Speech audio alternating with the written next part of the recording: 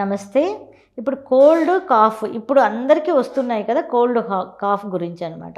బాడీలో heat energy reduce అయిపోయి బాడీలో వాటర్ ఎక్కువైపోతుంది. ఎక్కువైపోయినప్పుడు ఇది గాలితో కలిసి జెల్‌లాగా అయిపోతుందనమాట. జెల్‌లాగా అయిపోయి లంగ్స్‌లో మనకి ఉండిపోతుందనమాట.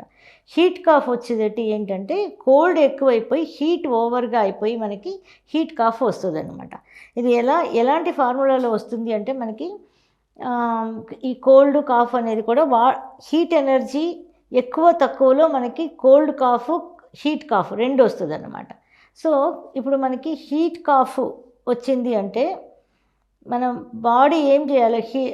అంటే బాడీనే మనం కొంచెం కొంచెంగా ఎలా మార్చుకోవాలంటే హీట్గా ఉన్న బాడీకి మనం హాట్ వాటర్ స్నానం చేయాలి. ఎప్పుడైతే బయట ఏమి ఇస్తామో అది లోపల ఆపోజిట్గా మనకి పని చేస్తాయి అన్నమాట.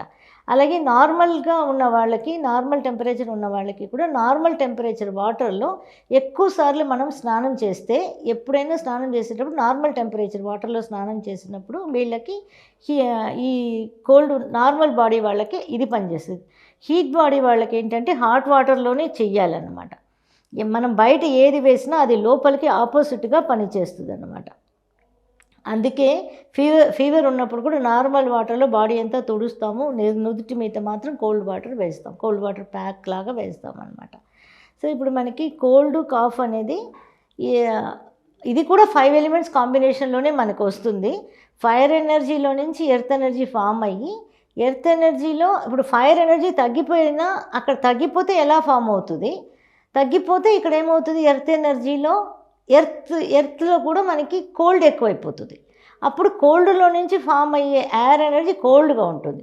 అక్కడ ఫైర్ ఎక్కువగా అయిపోయినప్పుడు అందులో నుంచి ఫామ్ అయ్యే ఎర్త్ ఎక్కువగా వేడి ఉంటుంది. ఆ వేడి తత్వంలో నుంచి లంగ్స్కి హీట్ ఎనర్జీ వెళ్ళి అక్కడ హీట్ ఎనర్జీ ఎక్కువైనప్పుడు అది కూడా కోల్డ్గా మనకి ఫామ్ అవుతుంది అనమాట. ఈ బయట ఏది ఉంటే దానికి ఆపోజిట్గా ఇవి పనిచేస్తాయి అన్నమాట. ఓకే, ఇప్పుడు మనం దీనికి ఇలా వస్తే మనం ఏమేమి చేయొచ్చు? జనరల్గా మనకి ఒక కషాయం ఉంటుంది. అంటే ఒక 1 లీటర్ ఆఫ్ వాటర్ తీసుకొని కరివేపాకు ఫుల్ కాడలతో ఒక 5 కాడలు వేసేసుకోవాలి. దానిలో 3 స్పూన్ పెప్పర్ ఊరికలా కొట్టేసి వేయాలి. 3 స్పూన్ జీలకర్ర ఊరికలా దంచేసి వేసేయాలి. 3 స్పూన్ ధనియాలు 3 స్పూన్లు వేసేసి ఊరికలా దంచేసేసి వేసి బాగా మరిగించాలి. ఇది మోస్ట్లీ వచ్చి మనం మట్టి పాత్రలో మరిగిస్తే చాలా మంచిది. స్టీల్ పాత్ర కాకుండా మట్టి పాత్రలో మరిగిస్తే చాలా మంచిది. బాగా మరిగించి 1/2 లీటర్ అయిపోవాలి. 1/2 లీటర్ వాటర్ అయిపోయిన తర్వాత అప్పుడు దాన్ని మనం అలాగే పెట్టేసి ఆ మట్టి పాత్ర అలాగే ఉండాలి. దానిలో అప్పుడప్పుడు తీసుకొని ఒక్కొక్క హాఫ్ గ్లాస్ ఆఫ్ వాటర్ని మనం తాగడం మొదలు పెట్టామనుకోండి, ఆ రోజుకి అది అయిపోవాలి. అది మనం వడబోసి పెట్టుకోకూడదు. కాసేపు మళ్ళీ పొయ్యి మీద పెట్టి మరిగించడం, మళ్ళీ ఒక 1/2 గ్లాస్ తీసుకొని తాగడం. కోల్డ్ అయినా హీట్ అయినా ఏదైనా దాన్ని నార్మల్ చేస్తుంది అనమాట. నార్మల్ చేసి అక్కడి నుంచి ఒక బ్యాలెన్స్డ్ ఎనర్జీని ఎయిర్ ఎనర్జీగా ఫామ్ చేస్తుంది అనమాట అది. అందువల్ల ఈ కషాయం అనేది చాలా మంచిగా పనిచేస్తుంది. ఈ కషాయం ఇంకా దేనికి పనిచేస్తుంది? లూజ్ మోషన్స్ అయినా తాగొచ్చు, కడుపు నొప్పి అయినా తాగొచ్చు, ఏదైనా తాగొచ్చు అనమాట. కోల్డ్, కాఫ్కి మాత్రమే కాకుండా ఇప్పుడు మనకి ఇంకొకటి ఏంటంటే కోల్డ్ కాఫ్ ఉందనుకోండి, కోల్డ్, కాఫ్ 2 వచ్చిందనుకోండి, ఒక తమలపాకు, ఒక 3 పెప్పరు, ఒక సిన్నమన్, అది మొగ్గులాగా ఉంటుంది కదా, అదేనమాట. సిన్నమన్ స్టిక్ కాదు, అది ఒకటి పెట్టుకొని బాగా నవిలామనుకోండి, మనకి కోల్డ్ కాఫ్ ఉంటే తగ్గిపోతుంది. ఇంకా హీట్ కాఫ్ ఉన్నప్పుడు ఏం చేయాలి అంటే పటిక బెల్లం ఉంది కదా, పటిక బెల్లం, తమలపాకులో పెప్పర్ ఒకటి తీసేసి పటిక బెల్లం, ఈ గ్రాంబ్ అంటే సిన్నమన్ ఒకటి పెట్టి పెట్టి మనం నవ్విలామనుకోండి, అప్పుడు ఈ హీట్ కాఫ్ వచ్చి తగ్గిపోతుంది అనమాట. కోల్డ్ కాఫ్కి అది, హీట్ కాఫ్కి ఇది. సో 2 ఏది ఉన్నా పర్వాలేదు, కోల్డ్ కాఫ్ అయినా పర్వాలేదు, హీట్ కాఫ్ అయినా పర్వాలేదు.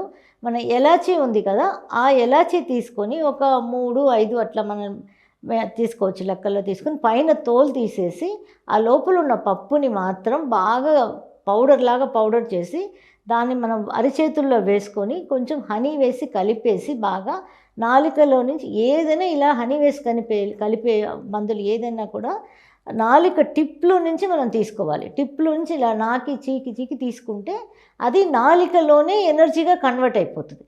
ఇప్పుడు కోల్డ్ కాఫ్ అయినా పర్వాలేదు, హీట్ కాఫ్ అయినా పర్వాలేదు, రెండిటికి ఇది పనిచేస్తుంది. ఇలానే చేయొచ్చు.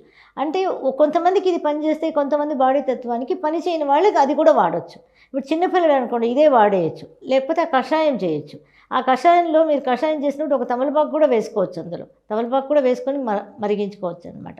అలా కూడా చేసుకోవచ్చు. ఇప్పుడు కషాయం అయినా చేసుకోండి, లేకపోతే ఇలా ఈ ఎలాచి సీడ్స్ లోపల ఉన్నవైనా కూడా మనం వాడచ్చు. ఏది వాడినా మనకి ఫలితం ఉంటుంది, మంచి రిజల్ట్స్ ఉంటాయి. ఇప్పుడు చాలామందికి కోల్డ్ కాఫ్ సీజన్ లాగా ఉంటుంది కాబట్టి ఈ టిప్ మీకు చాలా ఈజీగా పనిచేస్తుంది అనుకుంటాను. కానీ అన్నిటికన్నా ఎక్కువ ఏంటంటే పల్స్ బ్యాలెన్సింగ్ చేసుకునేటప్పుడు ఎనర్జీ లెవెల్లో మనం దాన్ని కరెక్షన్ చేస్తే ఇవి మనకి మంచిగా ఉంటుందన్నమాట. ఫుడ్ మీద మనం పెద్దగా ఆధారపడక్కర్లేదు, ఎనర్జీ లెవెల్లోనే మనకు సెటరేట్ అయిపోతుంది, మన బాడీ ఇమ్యూనిటీ పెరిగిపోతూ ఉంటుంది అన్నమాట.